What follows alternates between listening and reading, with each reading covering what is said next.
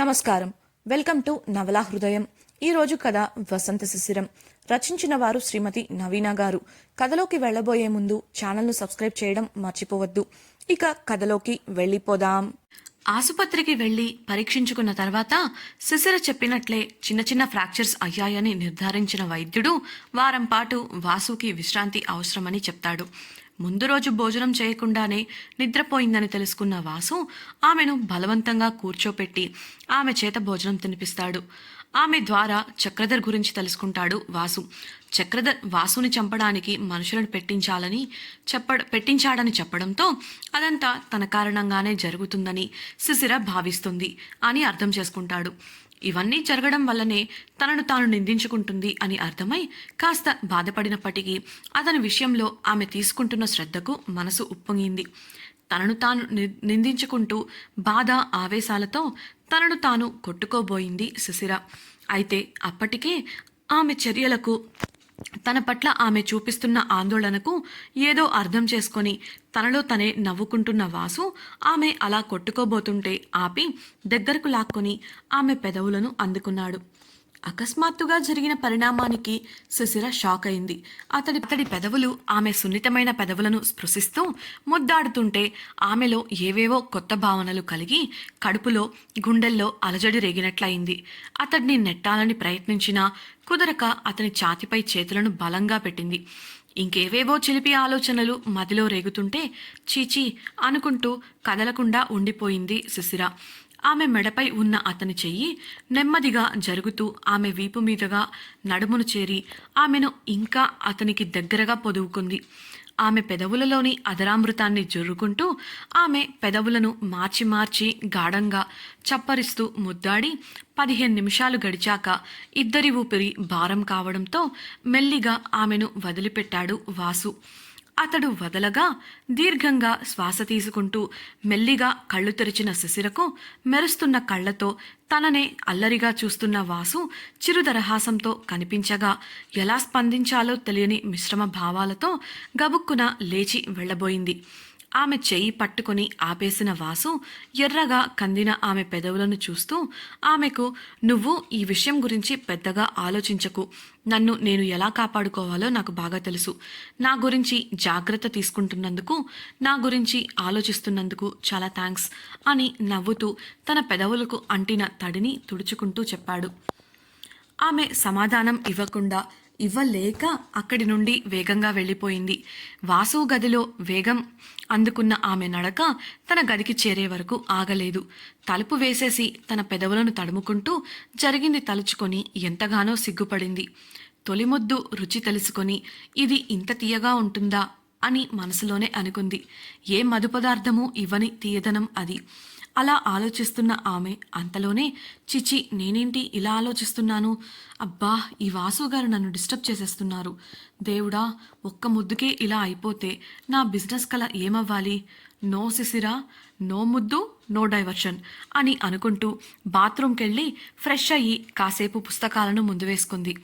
ఎంతలా తన ఏకాగ్రతను పుస్తకాలపై పెట్టాలన్నా కాసేపటి ముందు వాసు పెట్టిన ముద్దు గుర్తొచ్చి ఆమెను కుదురుగా చదువుకోనివ్వడం లేదు.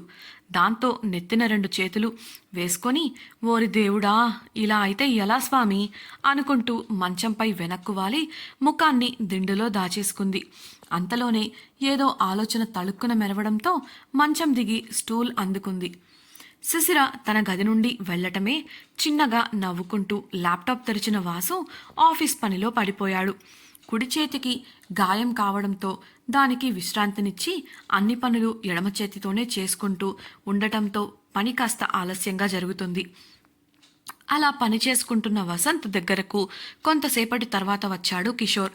తలుపు దగ్గరకు వేసి ఉండటంతో లోపలికి వచ్చిన అతడు, ఇప్పుడెలా ఉందిరా నీకు అని అడగగా ఫైన్ అని చెప్పిన వాసు ఆఫీస్కి సంబంధించిన విషయాలను అడిగి తెలుసుకున్నాడు.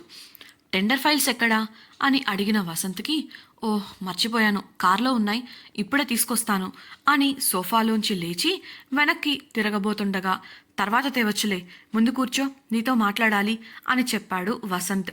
వసంత్ చెప్పేది వినడం కోసం ఆసక్తిగా చూస్తున్న కిషోర్తో, ఒకసారి అరవింద్తో మాట్లాడు, నిన్న ఆ గిరిధర్ వాళ్ళ నాన్న చక్రధర్ శిశిరను కాలేజ్ దగ్గర కలిశాడంట. మనుషులను పెట్టి నన్ను చంపించాలని చెప్పాడంట. తన వల్లే నాకు ఇలా జరిగిందని చాలా బాధపడుతుంది. ఒకసారి వాళ్ళ గొడవేంటో చూడు. ఇంతకీ నిన్న నాపై జరిగిన దాడి ఎవరు చేశారో తెలిసిందా అని అడిగాడు వసంత్. కిషోర్ ఒక నిట్టూర్పు విడిచి, మనం అనుకున్న వాళ్లే, ప్రస్తుతానికి మనకు దొరకకుండా తప్పించుకున్నాం అని సంబరపడుతున్నారు. కానీ వాళ్లకు తెలియని విషయం ఏంటంటే వాళ్ళు రక్షణ పొందుతుందే మన నీడలో. ఆ చెత్తని ఉంచాలా లేదా అనేది నీ నిర్ణయం అని పరిస్థితి వివరించాడు. సరే, ఇప్పటికీ ఎలాంటి చర్య తీసుకోవద్దు. ప్రస్తుతానికి వాళ్లను అలానే సంబరపడిపోని. ముందైతే ఆ ఫైల్స్ తీసుకురా అని చెప్పాడు వసంత్. కిషోర్, అయినా సిస్టర్కి నీపై దాడి చేసింది చక్రధర్ కాదని తెలిస్తే బాధపడకుండా ఉంటుంది కదా, చెప్పరాదు అని అడగగా, చెప్తే బాధ తగ్గుతుంది, కానీ అలా చేస్తే నాకు బయట శత్రువులున్నారని అర్థం చేసుకుని అనుక్షణం నేనెలా ఉన్నానో అని ఇంకా కంగారు పడుతుంది కదా అన్న వాసు మాటలకు నిజమే కదా అనుకున్నాడు కిషోర్. ఇంకేం మాట్లాడకుండా బయటికి వెళ్ళాడు. గదిలో తన ఒడిలో ఉన్న పుస్తకాన్ని పక్కన పెట్టి అన్నీ సర్దేసి వాసు కోసం ఫుడ్ వండడానికి బయటకు వచ్చింది శిశిర. మెట్లు దిగుతున్న ఆమెకు ఫైల్స్ పట్టుకొని లోపలికి నడుస్తూ కనిపించాడు కిషోర్. వెళ్ళి అతన్ని పలకరించి వంటగదికి వెళ్ళిపోయింది. వాసు కోసం మంచి ఆహారాన్ని రుచిగా వండి గడియారం చూసిన ఆమెకు భోజనం సమయం అయ్యిందని తెలిసి త్వరగా వండిన వంటలన్నింటినీ ట్రేలో సర్దుకుని వాసు గదికి తీసుకెళ్ళింది. తలుపు తీసిన ఆమెకు కింద నేలపై కూర్చొని చుట్టూ చుట్టలు చుట్టి పడేసిన కాగితపు ఉండలతో ఒక కాగితంపై పెన్నుతో ఏవో కుస్తీలు పడుతూ కనిపించాడు కిషోర్. అతడిని చూసి ఆశ్చర్యపోతూనే అతను ఏం చేస్తున్నాడో అర్థం కాక అయోమయంగా చూస్తూ చేతిలో ఉన్న ట్రేని మెల్లిగా అక్కడే ఉన్న ఒక బల్లపై పెట్టింది శిశిర. కిషోర్ ఆ కాగితాలపై గీస్తూ కుస్తీలు పడుతుంటే వాసు ల్యాప్టాప్లో పనిచేసుకుంటూ ఉన్నాడు. శిశిర వచ్చిన విషయం వాసు వాళ్ళు గ్రహించినప్పటికీ ఎవరి పనులలో వారు ఉండటంతో మౌనంగా పక్కనే నిలబడిపోయింది ఆమె. వాసును చూడగానే అతడు ఉదయం చేసిన పని గుర్తొచ్చి మనసులో మళ్ళీ అతడికి ఇలాంటి అవకాశం ఇవ్వనేకూడదు అని అనుకుంది. వాసునే గమనిస్తుంటే ఎడమ చేత్తో ఇబ్బందిగా తన పని చేస్తూ ఉండటం చూసి అంతలోనే ఆమె ఉక్రోషం బాధగా మారగా ఉసూరుమంటూ తలదించుకుని నిలబడింది. తన పని ముగించి ల్యాప్టాప్ పక్కన పెట్టిన వాసు శిశిర విషయం మర్చిపోయి ఎంతవరకు వచ్చింది అంటూ కిషోర్ని అడగగా అతడు నీరసంగా మొహం పెట్టి తన ఎదురుగా ఉన్న పేపర్ని గాల్లో పైకెత్తి చూపించాడు. వాసు విసుక్కుంటూ, అంత టైం తీసుకుని ఇంత చిన్న పని కూడా చేయలేకపోయావా, బుద్ధుండాలరా అంటుంటే కిషోర్ తనను శిశిర ముందు వాసు అలా అనడం చూసి సిగ్గుపడ్డాడు. రేయ్, చిన్న పనా ఇది, ఎంత కష్టమో తెలుసా, చేసేవాళ్లకు తెలుస్తుంది కష్టమేంటో ఉక్రోషంగా అంటూ శిశిర వంక చూశాడు.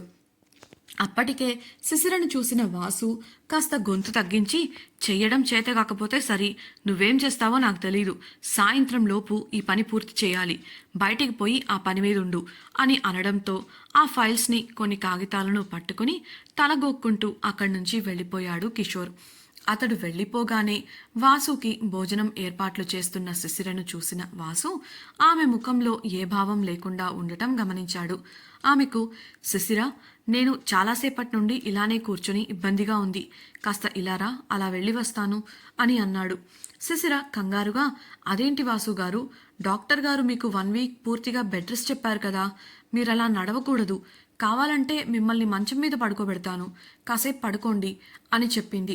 అందుకు అతడు, లేదు శిశిర, ఖాళీగా ఒకే చోట కూర్చోవడం నా వల్ల కాదు అని అంటుంటే, ఒకచోట కుదురుగా కూర్చోలేకపోవడానికి మీరేమైనా చిన్నపిల్లాడా అని చిన్నగా గొణిగింది. ఏంటి అని సరిగ్గా వినపడకపోవడంతో అడిగిన వాసుకు, అదేం లేదు, డాక్టర్ గారు చెప్పాక కూడా మీరిలా చిన్నపిల్లాడిలా మొండిపట్టు పట్టడం ఏం బాలేదు అని మెల్లిగా చెప్పింది. సరే అయితే నన్ను బాల్కనీలో ఉన్న సోఫాలో కూర్చోపెట్టు, నేను లంచ్ అక్కడే చేస్తాను అని వాసు అనడంతో చేసేదేం లేక అతడికి సాయం చేస్తూ బాల్కనీలోని సోఫాలో కూర్చోపెట్టింది. ఆ తర్వాత వాసుకి భోజనం పెట్టేసి మాత్రలను ఇచ్చింది. అన్నీ తీసుకొని వెళ్లబోతున్న శిశిరకు నిర్మల భోజనం ట్రేతో ఎదురవగా, వాసుగారు తినేశారా ఆంటీ అని చెప్పింది. వాసు కలగజేసుకొని, ఆ భోజనం నీకు, ఇక్కడ కూర్చొని తిను అని అనగా, నేను బయట తింటాను ప్లీజ్ అంది శిశిర. ఏం అవసరం లేదు. ఇకపై నేను కోలుకునే వరకు నువ్వు నా ముందే నా గదిలోనే భోజనం చేయాలి అను కనుసైగతో కూర్చోమనగా బిక్కముఖం వేసి అక్కడే కూర్చొని తినడం మొదలుపెట్టింది. ఆమె తిన్న తర్వాత నిర్మల ట్రేలు తీసుకుని వెళ్ళిపోగా చేయి కడుక్కొని తాను కూడా బయటకు కదిలింది శిశిర.